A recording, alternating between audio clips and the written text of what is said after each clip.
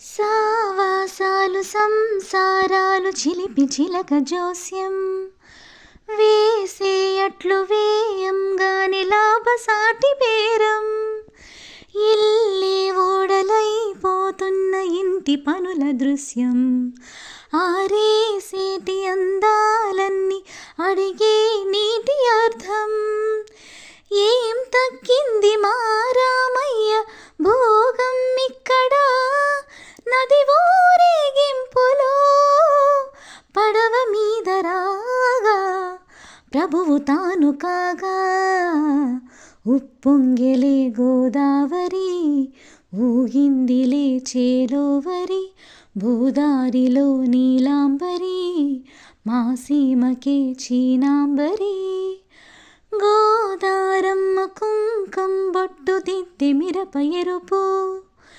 లంకానాథుడింక ఆగనంటూ పండ్లు కొరుకు చూసే చూపు ఏం చెప్పింది సీతాకాంతకి సందేహాల మప్పే పట్టి చూసే కంటికి లోకం కాని లోకంలోన ఏకాంతాల వలపు అలపాపి కొండలా నలుపు కడగలేక నవ్వు తనకు రాగా ఉప్పొంగెలే గోదావరి ఊగిందిలే చేలోవరి భూదారిలో నీలాంబరి మా సీమకే చీనాంబరి వెతలు తీర్చు మా దేవేరి వేదమంటి మా గోదారి శబరి కలిసిన గోదారి రామచరితకే పూదారి వేసి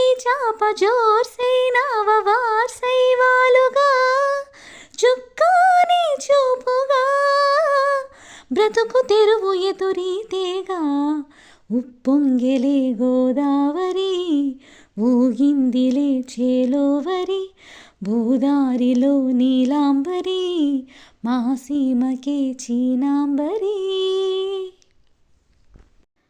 హలో అండి, అందరికీ నమస్కారం.